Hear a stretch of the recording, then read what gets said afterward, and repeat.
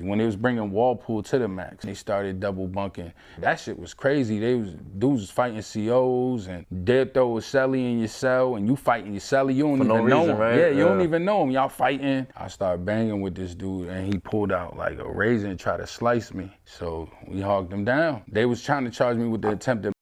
When you catch a case upstate though, in the max, they send you to the Worcester courthouse. Whatever I'm down with ain't from there. So when I went out there, a lot of people didn't like that. But there was a lot of people who did. Nobody could stop me, you know what I'm saying, at that point.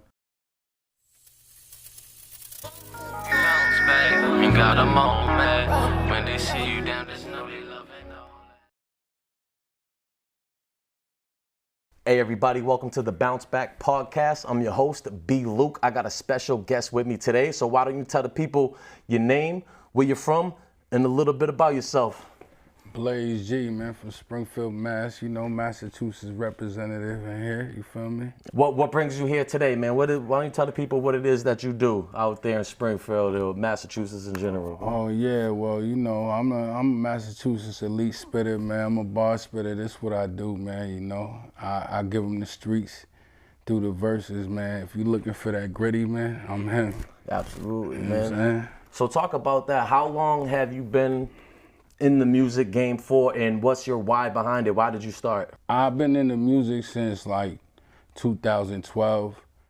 You know what I'm saying? It all tied in with, you know, I came home from a bed and, you know, I was always rapping in there. You know how that goes. So it's like, I just took it more serious when I came home and turned up. Was there ever a point where you felt like, okay, maybe, you know, go from just like, okay, I'm just in jail, prison, spitting some stuff to actually wanting to pursue it as a career? Were you getting good feedback, or what was, how did that go? I was everybody know I was the top spitter in the max. Okay. You know what I'm saying? Like if rappers came in, they had to come see me. You know what I'm saying? Like real talk. Like, so when I knew it was on that level, I knew, you know, I gotta come home and do this because it's really that real. You know what I'm saying? And is that what you did? You came home and then jumped right into it? And I guess explain how long has it been since you've been home, and then did you jump right into it right away with the recording and everything? Yeah, I've been home for like 13 years. Okay. You know what I'm saying? And like, yeah, when I first came out, I just, you know, I was still rapping a little bit. When I really bumped into my man Frank Nino, you know, he was really making a lot of moves, and I knew he was somebody that take it just as serious as me. So we just, you know, took off from there. Talk about how it works as far as features, right? Like a lot of times we get put on to artists maybe because of a feature from another artist or something like that. So do you have any features, and talk about like the importance of it if you do, or if you don't, why not? I guess get into the feature aspect of it, and some people you work with, or what's up? I got a bunch of features, man. You check my catalog. I got features with rappers a lot of people can't get features with. You know what I'm saying? Like, and yeah, I feel like your music is important, but it's alright to branch out and, you know what I'm saying, collab with other artists that's doing the type of music you do. Yeah. You know what I'm saying? And yeah, I feel like features are important in the game. You know, it helps you, you know, boost audiences, and you know what I'm saying? So people could catch on to what you really talking, and they know you just as nice as that, you know, that person that they know already. You feel me? Absolutely. So is that something you work with other guys in Springfield and guys out of state, in state, or a little bit of everything? Yeah, I work with anybody who working. You know what I'm saying? If you working and you really consistent and you try to make noise, I'm ready to work. You know what I'm saying? But I just, you know, you gotta take it as serious as I do, you know what I'm saying? Okay. So do you have like a favorite feature that you worked with, or some names maybe people might know? You say you got some features people can't get, so I'm sure these are some notable people, man. Shout out Ransom, you know. Okay. Jersey, right, I think? Jersey, yeah. OT the Real, Benny, Jada, Millies, 38. You know, it go all the way back to Hell Rel. Like, we just got, you know, a bunch of different features with a lot of legends. Yeah. You know what I'm saying? Because we feel like that's the category we about to get put in. You know what I'm saying? Absolutely, bro. Absolutely. Is it difficult for people coming out of Springfield? I know Mass in general is a little bit difficult. We got, like you just mentioned, Millie's. We got Joyner Lucas and all that, man. Talk a little bit about like Springfield. Is it tougher to come out? It's tougher because we're a smaller city, but sometimes it's a double-edged sword. You know what I'm saying? Sometimes it's a good thing too because, you know what I'm saying, there ain't that many artists that's talking like this over there. You know what I'm saying? Like there's artists, but not that many that's talking what we talking. So it's kind of easier to stand out because nobody's doing what you do. You know what I'm saying? Absolutely. Like over here, there's 100 people doing the same thing. You know what I'm saying? Gotcha. So it's like it's harder, a little harder in the big city because there's more rappers. You know what I'm saying? So it's like a big, bigger pond or whatever, bigger fish in a smaller pond kind of deal. But don't get it twisted, though. These is the markets we like to attack. We like to be in a big pond. You know what I'm saying? Like we want everybody to know, not just Springfield. You know what I'm saying? I mean, and plus those artists that you had mentioned, like some really some bar spitters, man. Iron sharpens iron is what they say, right? Facts, so that's kind of dope, man. Facts. You got to do it with the greats. You know what I'm saying? To be great.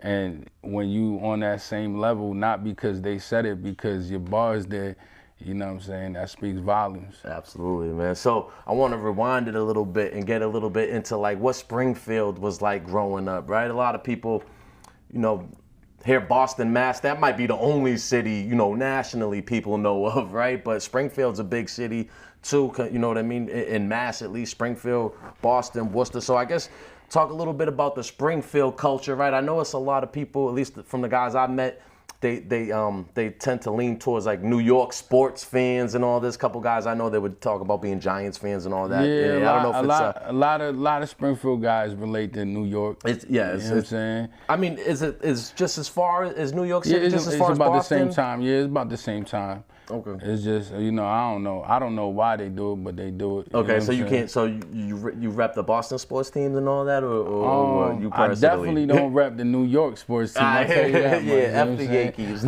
I'm more of a like what you call that? Like a player fan. Like okay, you know what I'm saying? Like follow the player. Kevin Durant. You feel me? Stuff like that. Copy that, man. So I guess break down the city breakdown, right? I'm from Cambridge, right? It's broken down east, west, north. Like, how is Springfield broken down as far as like the city? Is it an east side, west side thing, or is it different areas called it's just different stuff? areas. You got the north end, you got the south end, you got Sycamore, you got the Ave, you got Knox Street, you got Hungry Hill.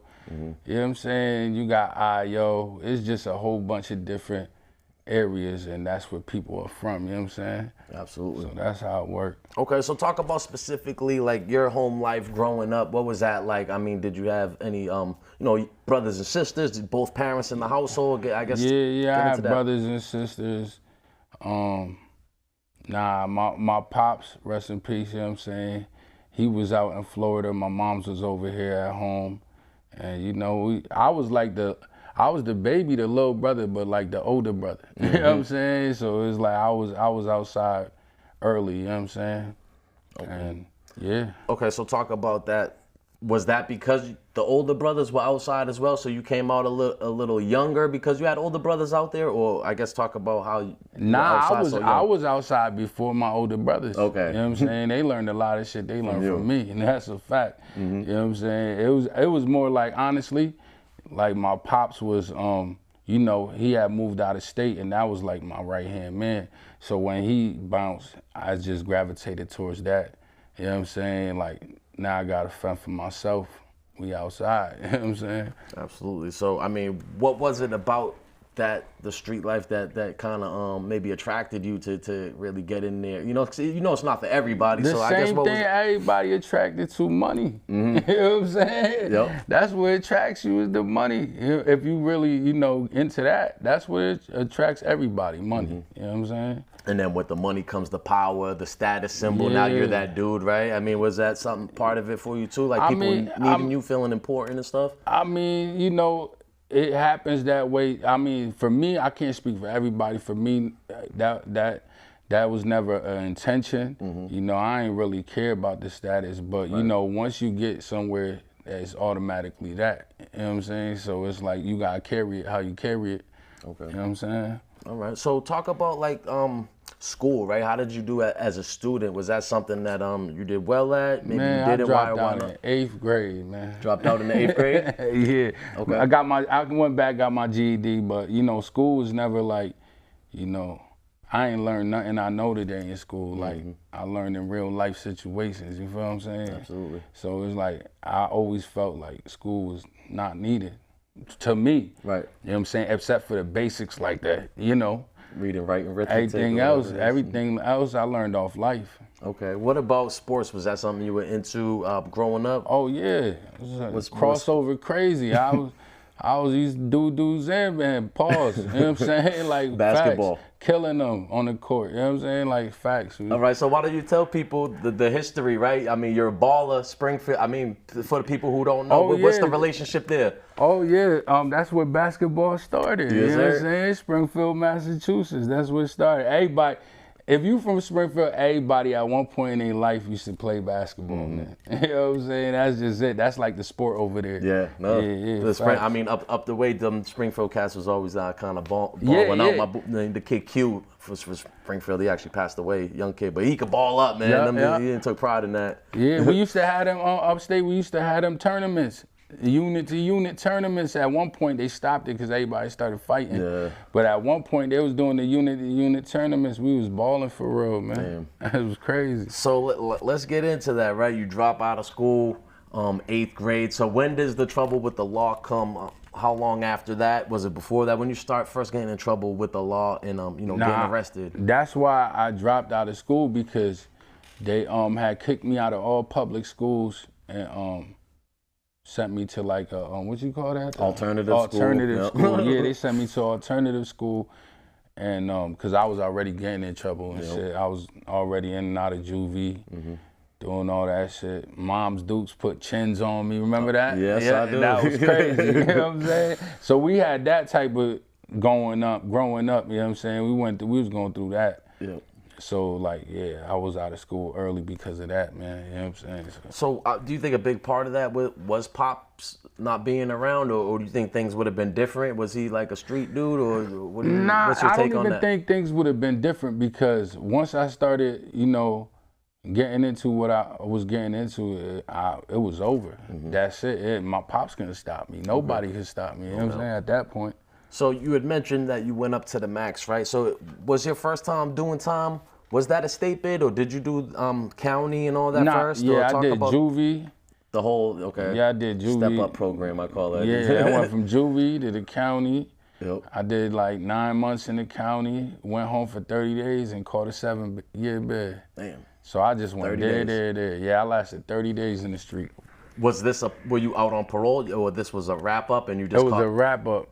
Damn. And I, like, you know what I'm saying? I just went home, I was on the BS and acting crazy. And so I guess tell me what that first 9-month county bid was like, and what's it like doing time over there? Is that Ludlow? I guess talk about how's that work over there? Ludlow, man, that's like paradise, man. I've been to other jails, man. Ludlow's all right. Yeah. Nobody like jail, but if you in jail, you want to be the most comfortable you can. You know what I'm saying? Doubt. And Ludlow was like, yeah, man, you out all day. Okay, I was gonna say, what about it was comfortable? Just you out all day. You know what I'm saying? They really ain't fucking with you, man. They letting you do what you do. Okay, so you're pretty young at this point. Is this 9 months? Is this where you get your GED, or did you do any programming there, or was this like I got my GED when I went upstate. Upstate, okay. Yeah, so this time, do your little, not little, I mean, sometimes 9 days is too much, but you do your 9 months, right?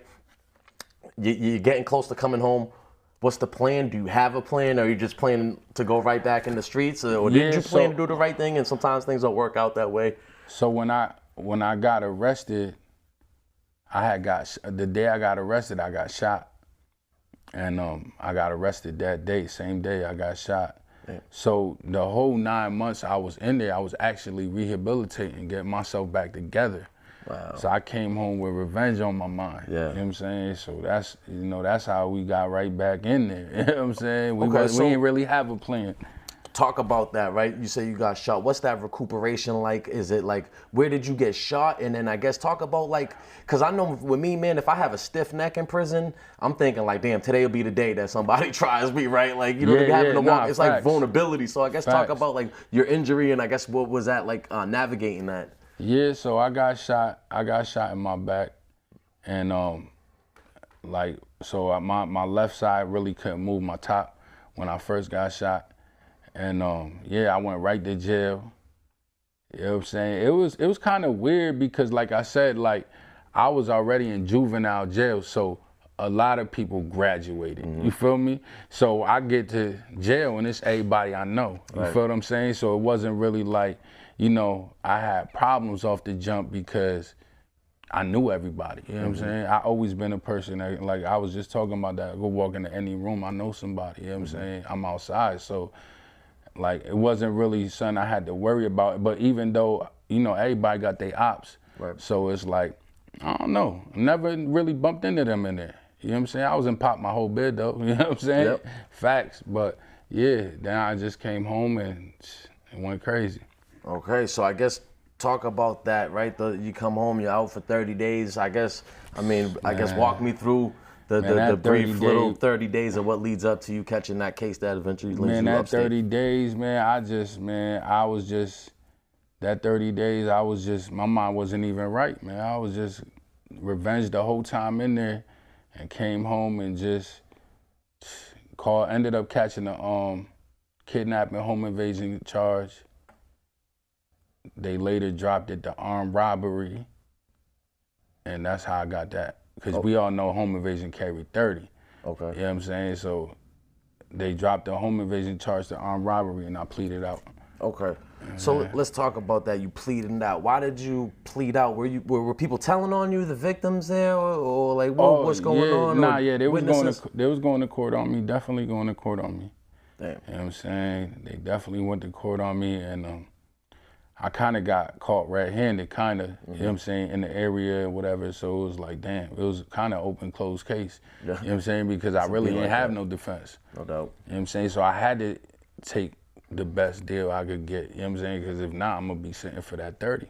Right. And so they offer you that 7, you got to go. So it was like one of those deals where you went up to your lawyer, like, get me the best plea you can. Like, trial wasn't even like a thought for you at that point? Nah, trial was never a thought for me. Hell no. No doubt. They went from, but what happened was they went from, they tried to hit me. They asked me if I wanted a 15 to 30. I'm like, hell no. Yeah, that's crazy. So then, but I seen them drop dramatically. From 15 to 30, they went to like 15 to 18.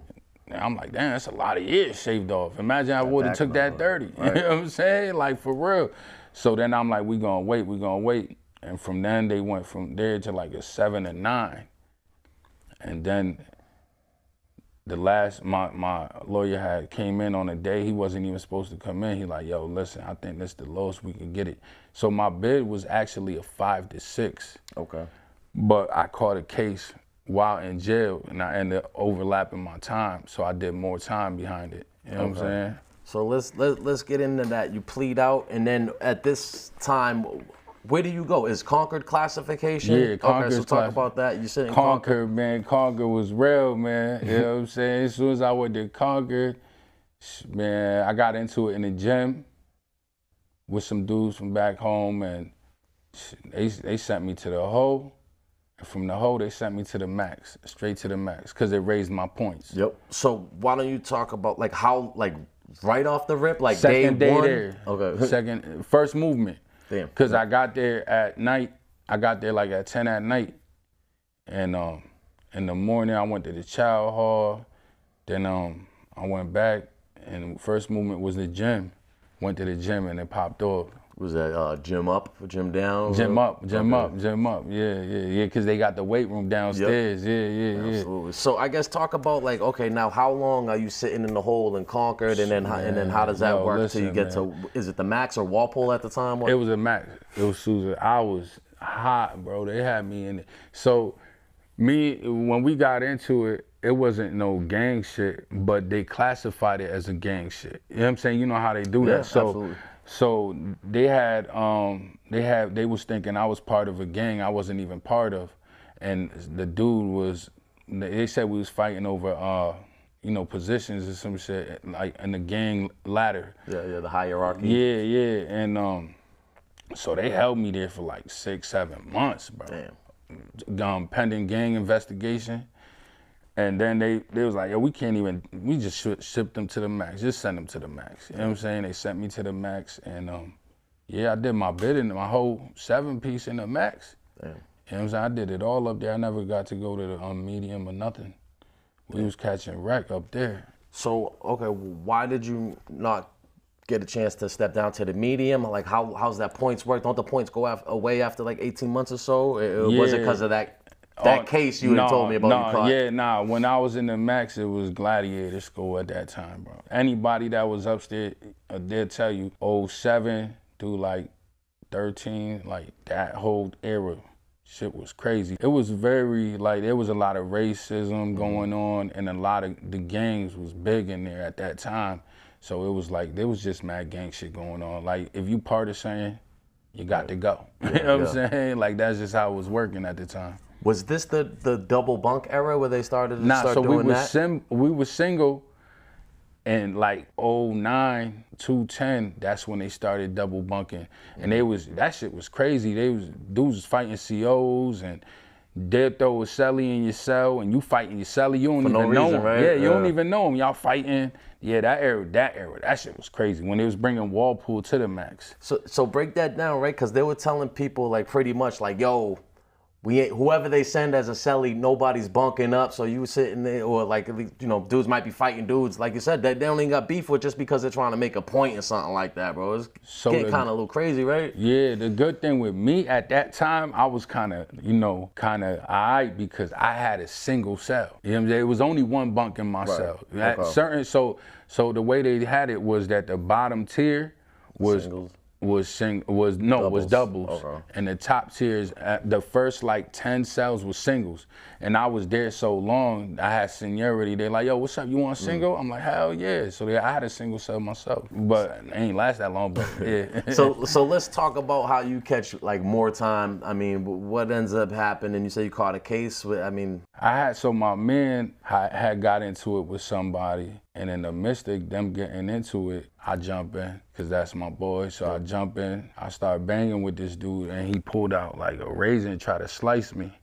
So we hogged him down. Nothing more to say to it. That's how I caught it. Okay, so what's the exact charge? Is it an assault and battery, or is it like an attempted murder? At first it was attempted murder.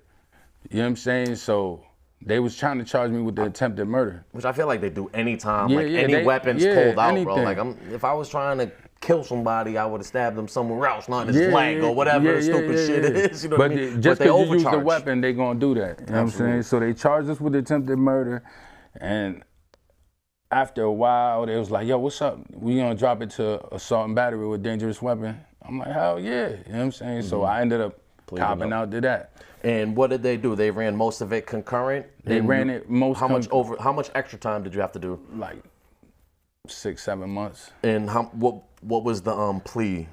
Like 5 years concurrent? Like what was No, it was like, they gave me like 18 months, but I was at the end of my bid. So you didn't even, when you were going to court for this never made it to Superior Court? Or did this stay in the county court, or did you get indicted on the attempted murder? Nah, I stood in county when I copped out. Okay. So you know what I'm saying? Yeah, that's how it happened. I copped out quick. So what about as far as like, did you end up having to do like the DDU thing and all that, or did they bury you in the hole? I did DDU twice. Okay, so why don't you, for the people who may not know, I guess break that down. What is DDU, and then how long you had to do, and how'd you end up getting through that time? That shit like a beehive, man. The tower go in the middle. There's a wall and cells down here. It's a hole. You gotta go through a door to get through that tier. Then you come out, you go down, there's another one. It's like all around, you know what I'm saying? So you never see nobody, you know what I'm saying? But you know, maybe if you go to rec, earlier, if you want to, they call in rec at 5 in the morning. You know what I'm saying? Like, because they know nobody won't wake up that early, you know what I'm saying? So it's like, but honestly, man, for me, DDU was alright, man. You eventually get your TV and stuff, yeah, right? you get your TV, you get all that shit, and they was feeding us right. I said, man, if I had to beat a nigga up to get here, I would have been to that. Yeah. right. Word to mother. So I wasn't even mad, but I did like 9 months in DDU. Then I did a year in DDU. Then when I came out, when I caught the I don't know what court is it in Worcester. When you catch a case upstate though, in the max, they send you to the Worcester courthouse. Okay, that makes sense. So Shirley. Yeah, so I ended up doing the overlapping time in Worcester. So you had to go to the county after for the couple months? To go do the time down there. Okay, so before we get into having to go to Worcester after, I guess talk about like when did you get that GED, and I guess talk about like what that was like. Was your mom proud? Like, I mean, what was going on? I had a little moment up there where I was staying out of trouble, trying to keep mom proud. You know what I'm saying? No doubt. Man. And like, I just went and got everything done, and I succeeded, got my GED, OSHA 10, all that stuff, you know? No doubt. And yeah, man, mom was happy though. Facts. That's what's up, man. At least you did something in there. And I know there's not a lot of programs up the max and all that. And the max is hard to do the programs. Yeah. You know what I'm saying? Absolutely. So talk about now you start getting short or ready to start going to like Worcester County. I guess what's that transition like, right? Because a lot of times county people carry themselves different. You're coming from the max, locked down a lot, now you're there. I mean, I guess what was that like having to go from Shirley Max to Worcester County? It was, I mean, honestly, the crazy part was when I got to Worcester County, a lot of my peoples, you know, we not from there. Whatever I'm down with ain't from there. You feel what I'm saying? So when I went out there, a lot of people didn't like that. You feel what I'm saying? But there was a lot of people who did. You know what I'm saying? So it wasn't really like nothing when I went down there. It was all love. You know what I'm saying? Like, they put us in the hole, though. They put me in the hole for like the last 2 months with no out date. Because they said gang shit again. Really? Just like under investigation. Investigation. He about to start a riot. Ain't nothing going on. But no proof of anything, right? You know how that goes. So they put me in the hole with no out date. And for a long time, I was just in the hole with no out date. And then one day, they're like, yo, pack it up. You leave today. I'm like, word. Damn. That shit was crazy. So talk about that. Did you start, like, you must have known, okay, I don't have an exact out date, but they can't keep me forever not here. You know what I'm saying? That's how I felt. Did you start developing a plan and all that? And I guess what was that like, getting out, like, just like that kind of? I was calling home. I'm telling everybody, yo, like, everybody who matters, yo, I'm about to touch. I don't know when, but soon. You know what I'm saying? I'm waiting for the counselor to come tell me my date. You know what I'm saying? But yeah, I was reaching out to people, letting them know I'm about to drop, trying to get things in order. And just like that, the day they told me I was getting out, I had to call somebody right there. Yo, come pick me up right now. You know what I'm saying? I'm getting out today. They're like, word? I'm like, yeah, that shit was crazy. So did you have to get out to any probation or anything like that? Did they give you a probation with that extra time, or how did that work? Nah, I wrapped up. Straight wrap? I wrapped up. I was a free man. Not for long. Okay. Like the first week home, no bullshit. This weed was still not legal at the time. They bagged me with some weed, man. I was back on probation ASAP. So you caught a possession charge when you got out, and they put you on probation? Yeah. Did you complete that probation? I don't know. Okay, what happened? Went on the run. Damn. I was on the run for like 10 years, man. 10 years? What was it? Just a violation? You catching new cases? Man, cases on the violations. Yeah, you know, I didn't want. One day I reported in my PO, because like I said, at the time weed wasn't legal and they were still piss testing us and shit. She's like, yo, you keep coming out dirty. And I'm like, man, I'm not gonna stop. You know what I'm saying? It's just weed. And so one day I went to report, and she was like, yo, wait right here. You know what that means, brother.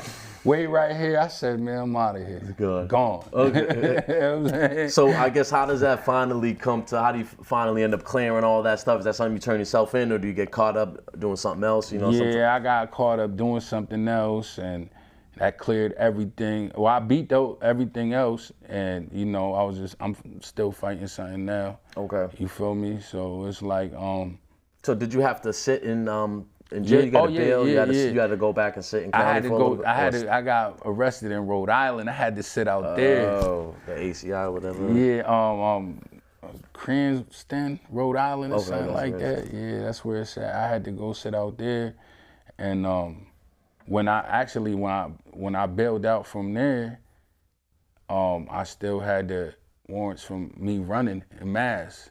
So Mass came and picked me up, and I came back out here, and we cleared that, and I'm out. You know what I'm saying?